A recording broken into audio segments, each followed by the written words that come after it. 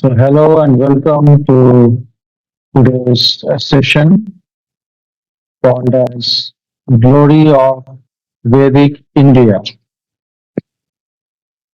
So, in today's session, we will see how the Vedic scriptures, the Vedic tradition, how scientific and how rich it is, and how it is the greatest treasure for India that Vedic culture uh, has its roots in India, and even today we can tap the great benefit of Vedic culture in India. So let us begin the session called as Glory of Vedic India. So please listen carefully and pay your attention to this most interesting session, Glory of Vedic India. So let us see what Lord Macaulay, in his speech of February 2, 1835, what he is telling in the British Parliament. He is telling, I have traveled across the length and breadth of India, and I have not seen one person who is a beggar, who is a thief. Such wealth I have seen in this country, such high moral values, people of such caliber that I do not think we would ever conquer this country unless we break the very backbone of this nation, which is her spiritual and cultural heritage. And therefore, I propose that we replace our old and ancient education system, our culture, or if the Indians think that all that is foreign and English is good and greater than their own, they will lose their self esteem and their native self culture, and they will become what we want them, a truly dominated nation. So the Britishers, when they came here, they saw that India is very, very rich in Vedic culture, hmm, and the Vedic traditions were not unscientific. It was scientific, hmm, and it was logical also, and it was a great education also. So therefore, they could understand that India को जीतना मुश्किल है. जब तक ये वैदिक culture है India में, तब तक इंडिया में राज करना असंभव है. लॉर्ड मैकुले वो ब्रिटिश पार्लियामेंट में बोला था, ये रिकॉर्डेड है. ये सच है, एकदम सच, सच्ची स्टेटमेंट है, सच्चा स्टेटमेंट है, जो इतिहास में रिकॉर्डेड है ये स्टेटमेंट. और इसी प्लानिंग से, and with this planning the Britishers attacked the Vedic culture in India. They burned down the ancient Vedic universities in India. The Vedic literatures were burnt day after day after day, months after months. So that's how systematically and gradually they destroyed the Vedic culture and made the Indians to think that everything Western is good. So, by that way, they dominated India. So that's how the history goes. So you'll see from different fields today. So Robert Clive's personal wealth amassed from the plunder of Bengal during 1750s was estimated at around euro 401,000. Can you imagine how the Britishers plundered India? Christopher Columbus was attracted by India's wealth and was looking for route to India when he discovered the American continent by mistake. Actually, Christopher Columbus was attracted to the wealth of India. He actually wanted to discover India, but by chance, mistakenly, he discovered America, American continent. So, India's wealth was well known all over the world, even at that time. It has been estimated that the total amount of treasure, the total amount of treasure that the British looted from India had already reached the amount euro 1,000,000,000,000, that is 1 billion by 1901. Taking into consideration interest rates and inflation, this would be worth close to 1 trillion in real terms today. $1 trillion in today's day looted by the Britishers till 1901. Can you imagine how much they looted from India? The Britannica encyclopedia tells about India.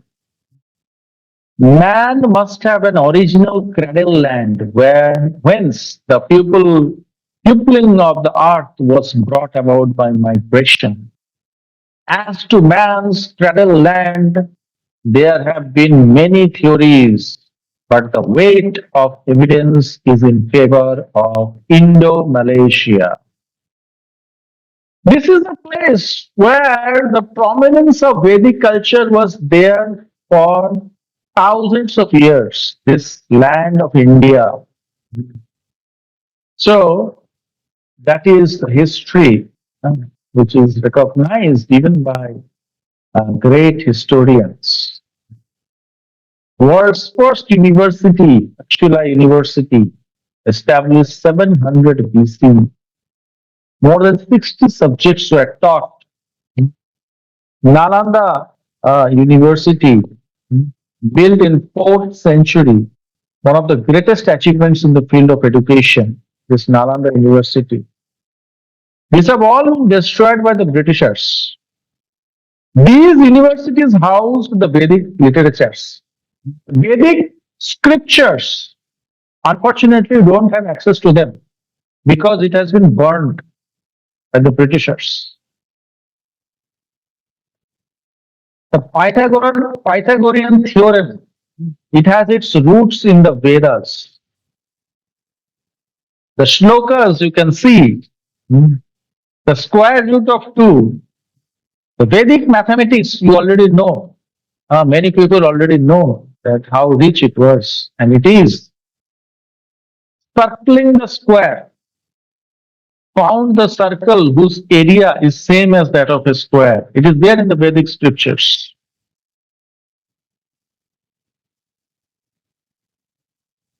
So Aryabhatta, a renowned Vedic scholar, discovered zero, realized that pi is irrational. He wrote the book Ganitapad, and he gave the value of pi as 3.1416. He also gave the area of triangle, the formula for area of triangle.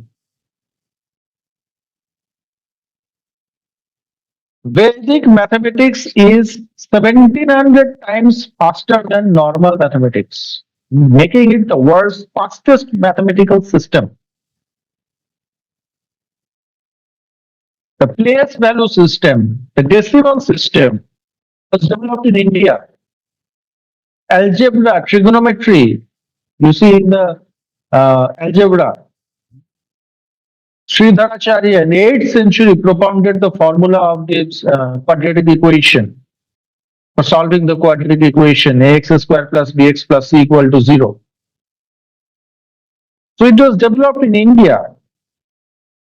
Madhvacharya, a renowned Vedic scholar, he discovered the Taylor series of sine function, sin x, summation n equal to 0 to infinity minus 1 whole to the power n by 2n plus 1 factorial x into x to the power 2n plus 1 for all x and cosine function cos x summation n is equal to 0 to infinity minus 1 to the power n by 2n factorial into x to the power 2n for all x. So Taylor series 250 years before Brooke Taylor. Newton power series also 1 plus x whole to the power r. A power series 1 plus rx plus r into r minus 1 by 2 x square plus like that. Way before Newton, it was there, discovered by Madhvacharya, a renowned Vedic scholar.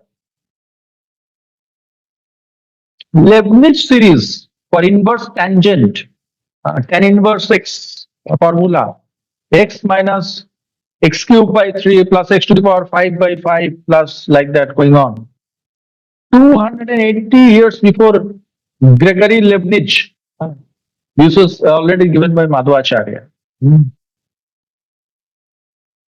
Discovered the Leibniz power series of pi.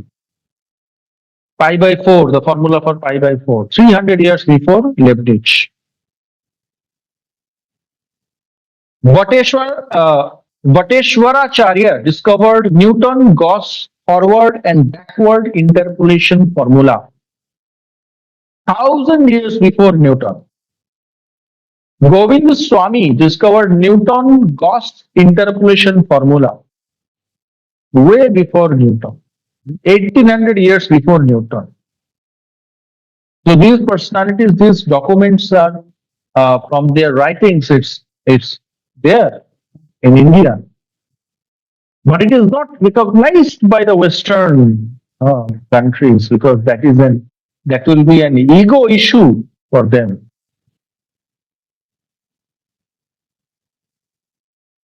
Advanced mathematics was already given by Bhaskaracharya too.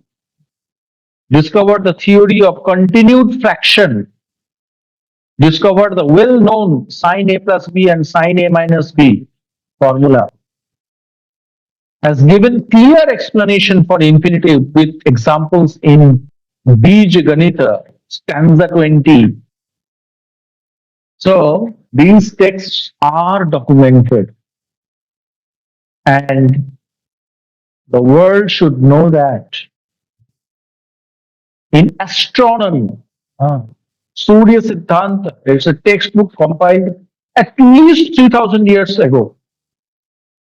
From Surya Siddhanta, if we calculate the distance between the Earth and the Moon, it comes out as 253,000 miles. And the modern measurement says 252,710 miles. So it is so much close, you see. Surya Siddhanta is a well-known astronomical scripture compiled from the Vedas. The Earth's diameter is calculated from Surya Siddhanta as 7,480 miles, and the modern measurement says 7,926.7 miles. How much close do you see? Bhaskaracharya calculated the time taken by the Earth. In 5th century, he calculated the exact duration of 1 year. So, calculated the time taken by the Earth to orbit the Sun. 100 years before the astronomers marked. The Western world recognizes astronomers smart, but Bhaskaracharya was way more smarter than smart. Navigation was discovered 6,000 years ago. Indus Valley civilization has these evidence that navigation was there. The Sanskrit word navgati was there, and now it is there in the Sanskrit. And proofs have been found that navigational science was existing in the Indus Valley civilization. If you talk about medical science, here also the Vedic scholars were far more advanced and way ahead of time than the modern calculations. Maharishi Shushruta is the father of surgery. 2,600 years ago, he and health scientists of his time conducted complicated surgeries like cesarean surgeries, cataract surgeries, artificial limbs, fractures, urinary stones, plastic surgery, all this. Charaka, the father of medicine, consolidated Ayurveda thousands, how many years back, 2000, uh, 2,500 years ago. Ayurveda is the earliest school of medicine known to humans.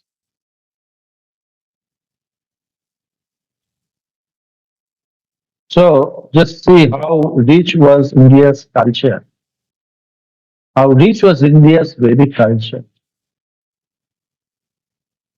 Usage of anesthesia was well known in ancient India. Over 125 surgical equipments were used. Charaka, the father of medicine, consolidated Ayurvedic system, Ayurvedic knowledge from the Vedas.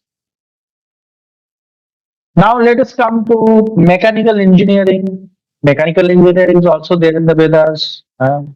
Machines, Yantra Nava, Yantra Nava, a text, a book compiled from the Vedic scriptures, gives the definition of machine, generation of power / energy or motion through the continuous movement of lever, pulley, toothed wheel, inclined plane, and screw is called a machine.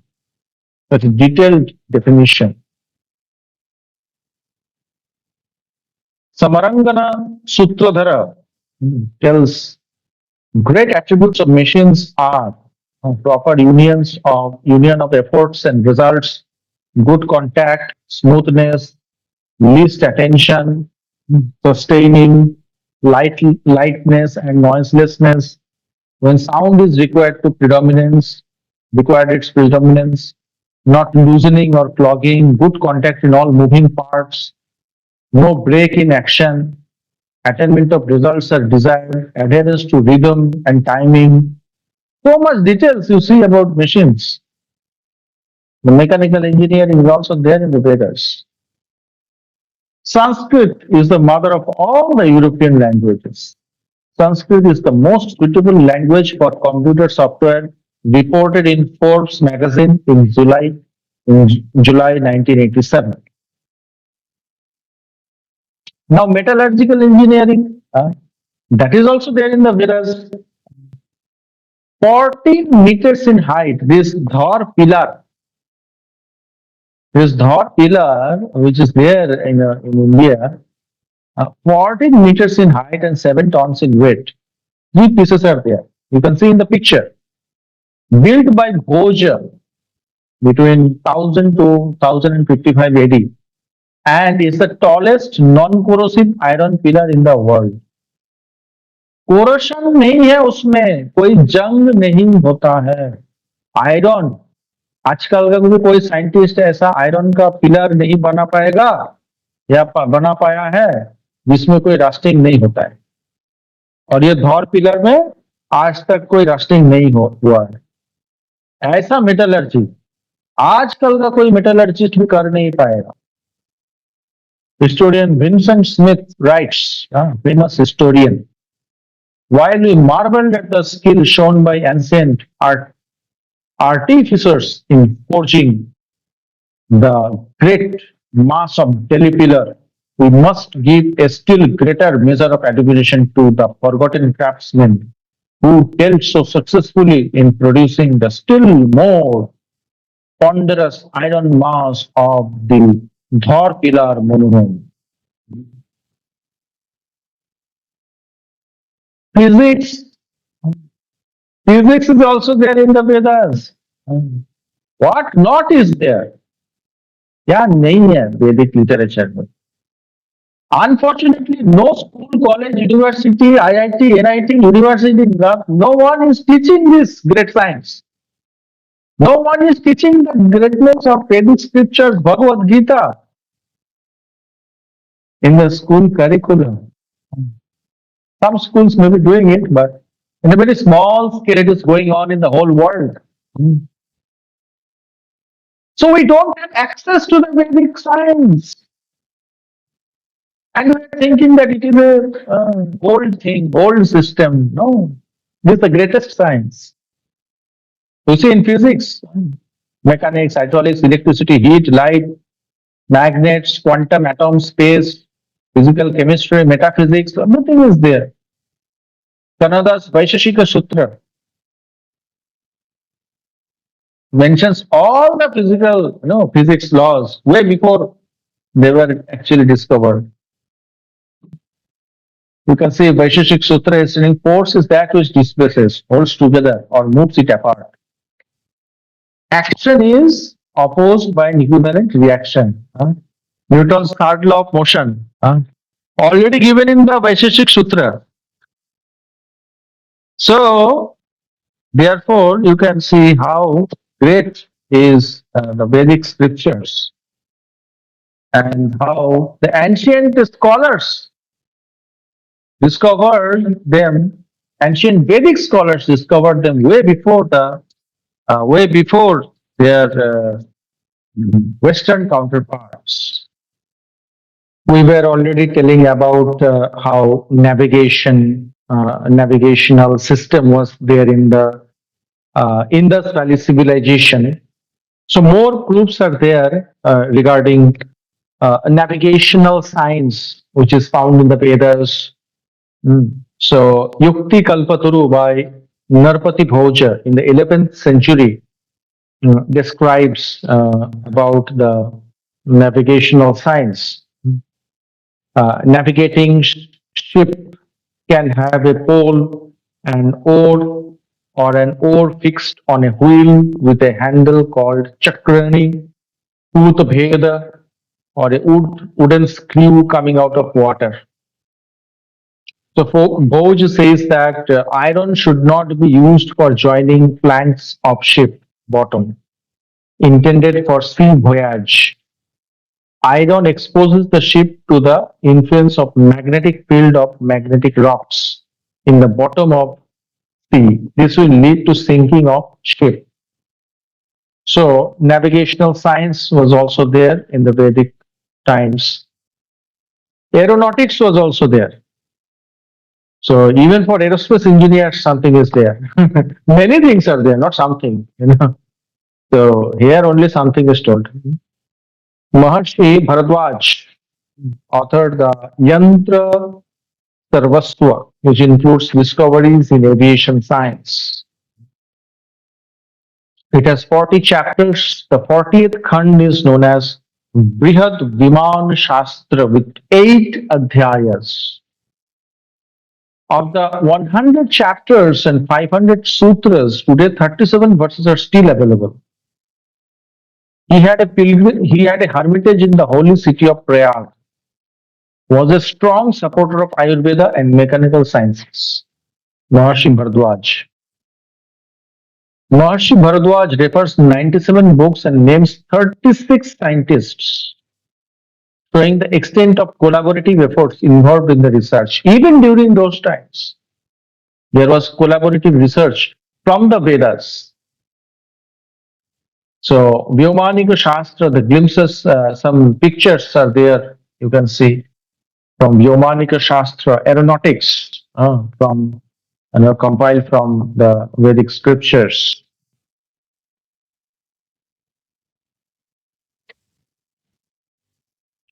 Definition of Viman is also there, given by Maharshi Vishwambhar from Khet Shastra. Now, chemical engineering. Let's come to chemical engineering. Chemical engineering is also there in the Vedas. Agastya Samhita describes making of electric battery. Let's see what it tells. Place a well-cleaned copper plate in an earthenware vessel. Cover it first by copper sulfate and then by moist sawdust. After that, put a mercury amalgamated zinc sheet on top of the sawdust to avoid polarization. The contact will produce an energy known by the twin name of Mitra Varuna. Water will be water will be split by this current into Pranavayu and Udanavayu. A chain of 100 jars is said to give a very effective force. So now, based on this information from Agastya Samhita, researches were done. When a cell was prepared according to Agastya Samhita and measured, it gives open circuit voltage as 1.138 volts and short circuit current as 23 milliampere. If we use the power of 100 earthen pots on water, then water will change its form into life-giving oxygen and floating hydrogen. If hydrogen is contained in an airtight cloth, it can be used in aerodynamics. That is, it will fly in air. See, chemical engineering is also there. So now astronomy, the descriptions of the eclipses. This facsimile is from the Pancha Siddhanta. This text graphically shows how eclipses are to be calculated. Solar eclipse, lunar eclipse, when it will come, how it is calculated, all these are given. This dates back 1000 years before the coming of Western conception on eclipses. In the Rig Veda 8.12.28, one can get the hint of the law of gravitation. The shloka is there, which means all planets remain stable because as they come closer to sun, due to attraction, their speed of coming closer increases proportionally. So the law of gravitation is also there in the Vedic scriptures. You can see here, this picture, regarding this picture, we get information from the Mahabharata. So the Mahabharata, when it describes the world map, gives this picture. So a rabbit and a people tree leaf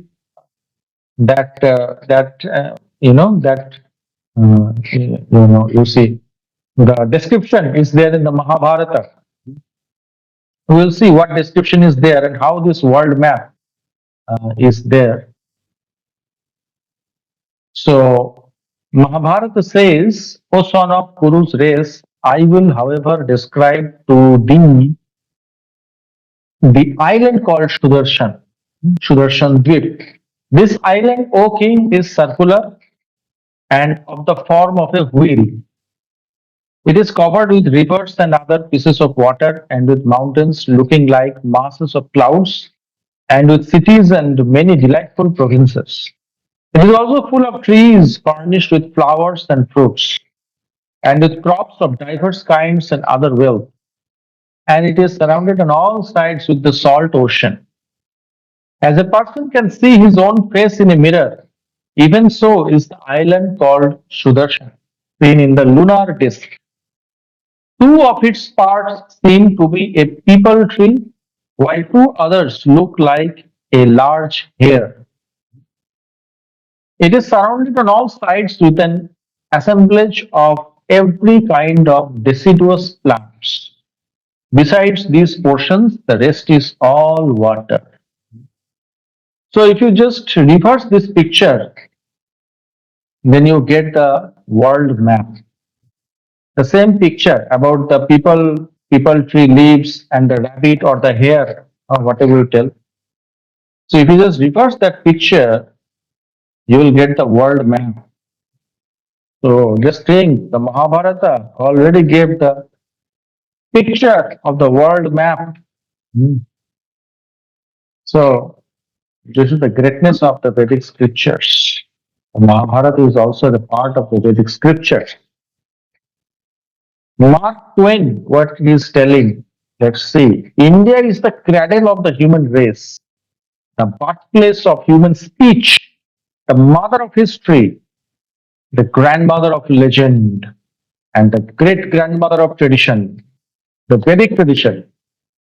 Our most valuable and most constructive materials in the history of man are treasured up in India only.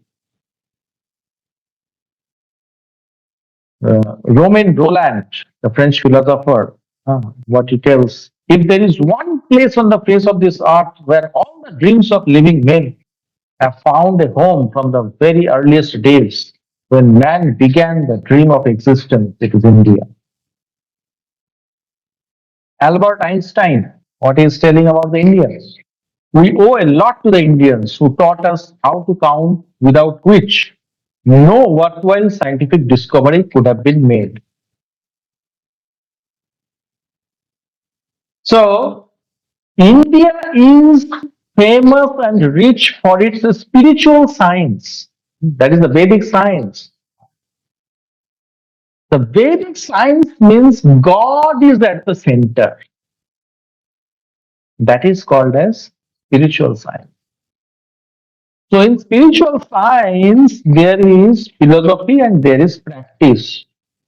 Both are there, just like in a lab. For example, in a chemistry lab, there is theory and there is practice. Both are there. Similarly, in spirituality, there is theory and there is practice. Theory is called as philosophy, and practice is called as religion or the rituals. Both must be done together simultaneously. So, philosophy without religion, let's see what it will be.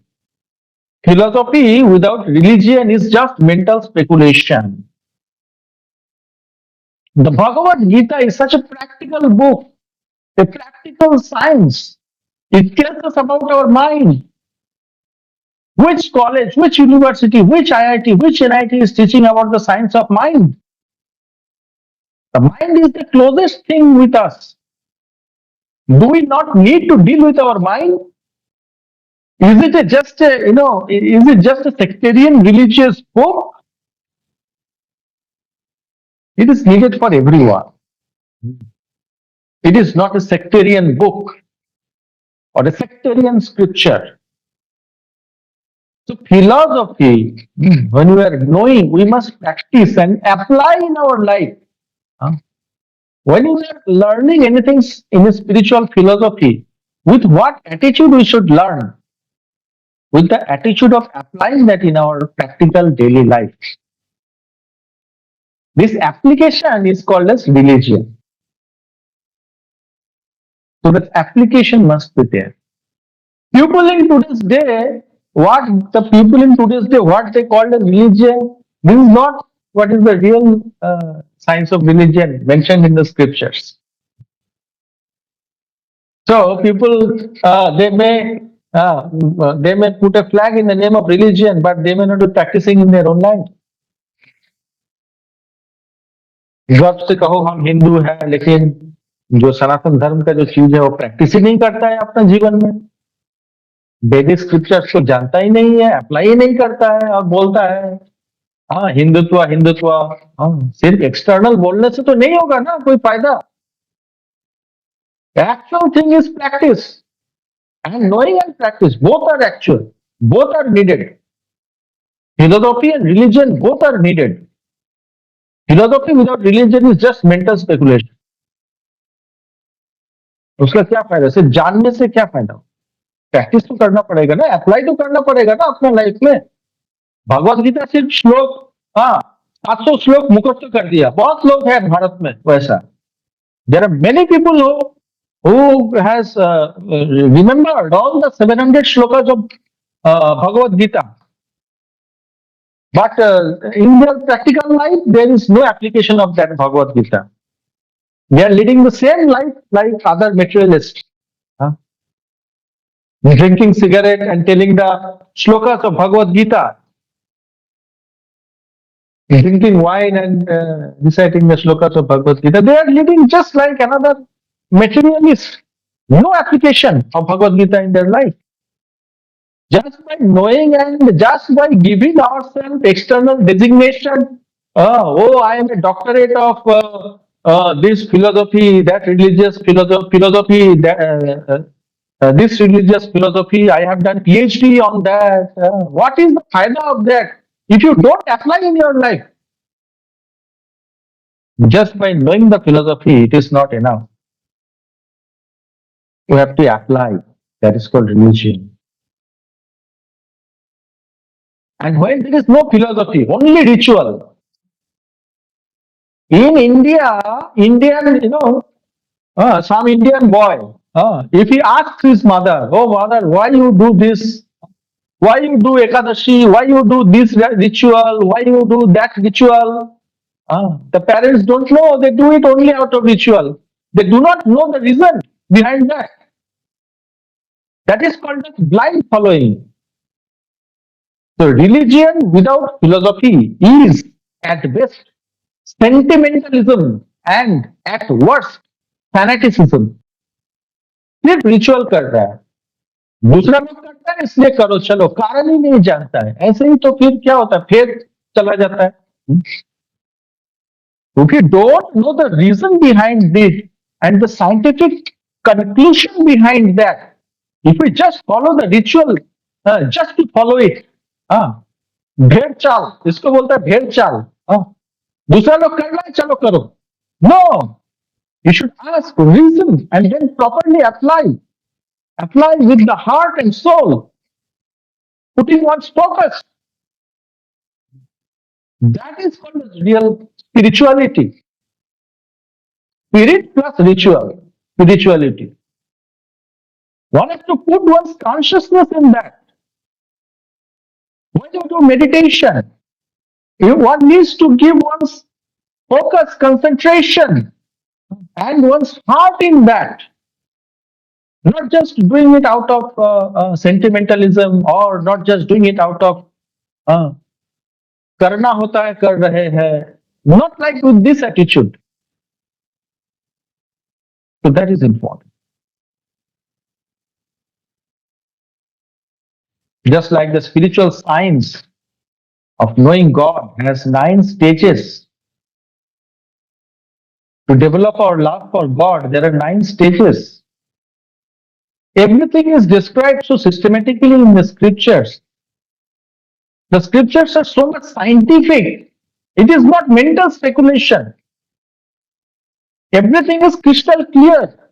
The Bhagavad Gita, the Srimad Bhagavatam, these two texts, these two scriptures, the Bhagavad Gita and the Srimad Bhagavatam. Srimad Bhagavatam was spoken by Srila Sukadev Goswami to Parikshit Maharaj 5,000 years ago. And Bhagavad Gita was spoken by Lord Krishna to Arjuna in the battlefield of Kurukshetra. So this Bhagavad Gita and Srimad Bhagavatam are the essence of all Vedic scriptures. If we can apply these two scriptures, it is as good as applying the whole Vedas in our own life. Because these two scriptures are the conclusion of the Vedic literature. But Indians, see the situation of Indians. Modern Indians are sitting on jewels and begging for broken glass.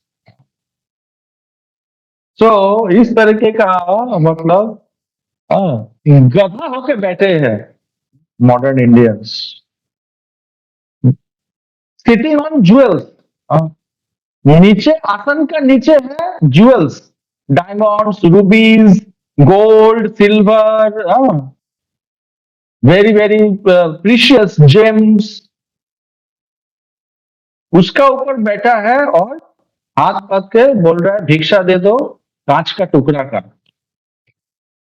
begging for broken glass and sitting over jewels. Is it not foolishness? हाँ? तो भारत का culture आज Indians today the Indians have forgotten their Vedic culture. They don't know the science of the Vedic culture. And they are simply thinking that whatever the Western countries are doing, if I simply copy that, that is the success. Everything is that. Simply copy the Western everything. If you can simply copy that, that is everything. No. India, the main treasure of India is the Vedic culture. And the Indians should practice that Vedic science in their life and should give that to the other people of the world.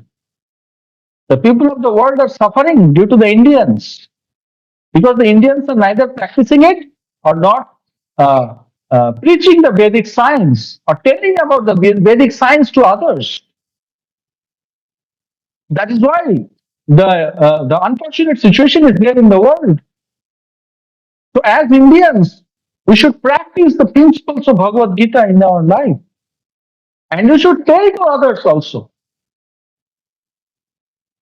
That is the duty of Indians.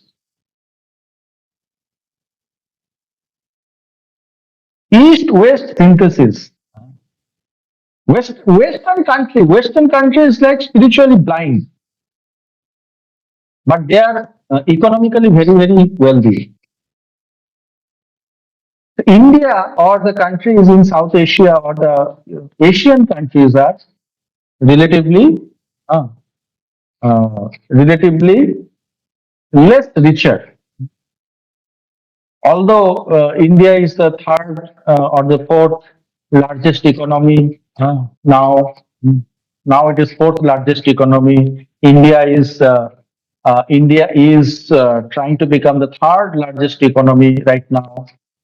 But still, according to the money and the GDP and the overall wealth, it is way, way behind America, even today. So one will have to accept that West is spiritually blind but economically very strong. But India is not that economically as strong as America even today. Even today. But that's the reality. But India is rich in Vedic culture.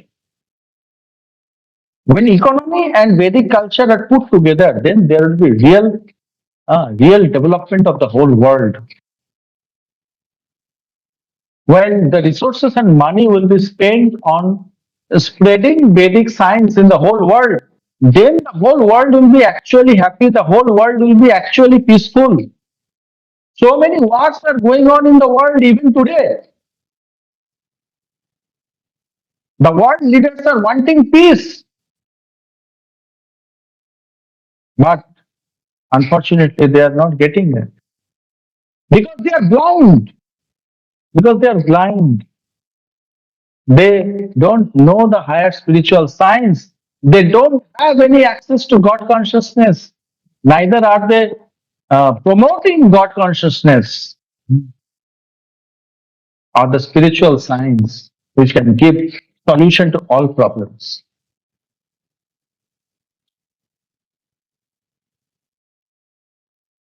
Come, let us discover the glory of India, enrich our lives, own lives, and enrich the lives of spiritually impoverished people all over the world.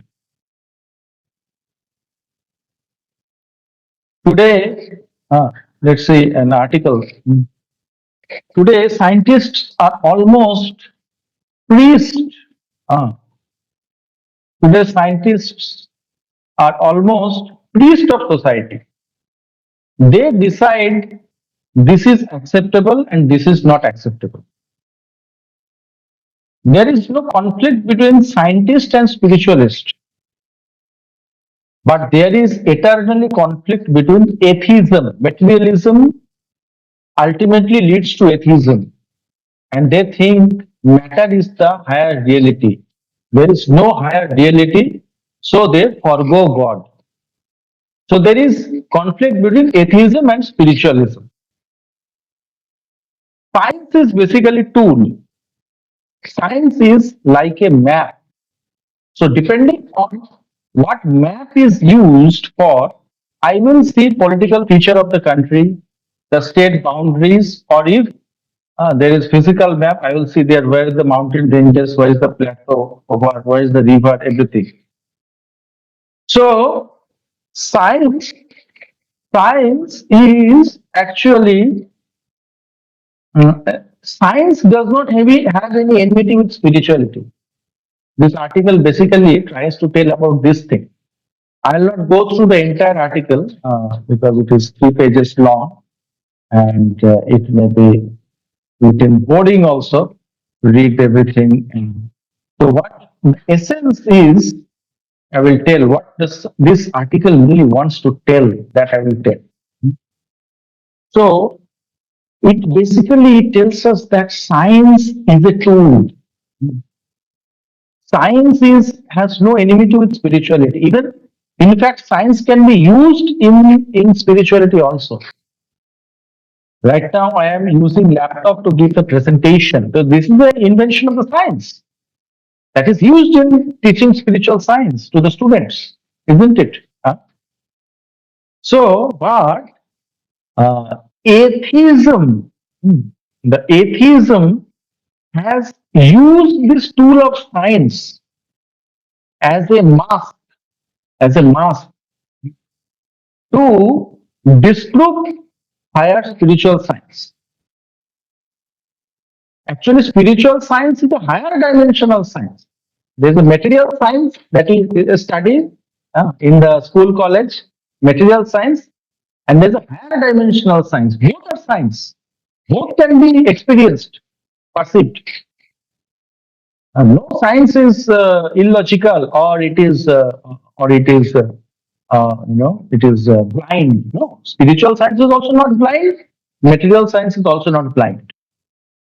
But atheism or the atheists who will forcefully negate the higher spiritual science, they will use this material science as a mask. Mukhosh. In Bengali, we call it as mukhosh or mukhota. In Hindi, we call it mukhota. They will use science as a mask and will try to disprove or forego higher dimensional spiritual science. That is the unfortunate situation of today's world. Science is not against the spirituality, but using science, science can give explanation to many things, and some, someone uses this science that okay, I can explain something, so that means there is no supreme creator. Well, that is not the correct conclusion. You explain some phenomena, that does not mean there is no supreme creator. So this is like using science as a mask to disprove and forego and completely delete higher dimensional spiritual science forcefully. That should not be the state of the society today. We should understand that science and spirituality are not against each other. They complement each other very nicely. But the atheism propaganda can use this science as a mask to disprove higher dimensional spiritual science. So we should be careful regarding this. Challenging scriptures is considered smartness in today's age. But why not challenge the modern materialistic way of civilization? In the modern materialistic way of civilization, there is so many technological advancement. Newer and newer models of iPhones are coming. Newer and newer models of a sports car is coming. But people in today's day are ever confused in, in lack of clarity about what is the ultimate goal of life. So why not challenge this materialistic way of civilization? Even after achieving so many things, still very successful people are committing suicide. So why is technological development not increasing happiness? Why we are not asking this question? Why we are only keeping our mind shut when it comes to the scriptures, the Vedic Shastras? Is it not open-mindedness to be open to such challenge? Okay, you can challenge the Vedic scriptures. Okay, challenge the Vedic scriptures, but keep your mind okay.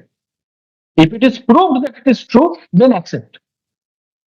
But at the same time, challenge the modern materialistic way of civilization also. Challenge both. Then you are open-minded.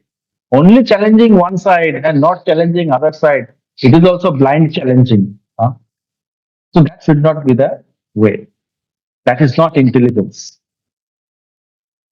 So today we have learned that how the Vedic scriptures, all the modern engineering, medical, every field knowledge is there in the Vedic scriptures. How rich and how scientific is the Vedic scriptures. Today we saw that. And let us try to apply the essence of the Vedic scriptures, this Bhagavad Gita and Srimad Bhagavatam, which is the essence of all the Vedas in our lives. And you can see practical benefits from our own side.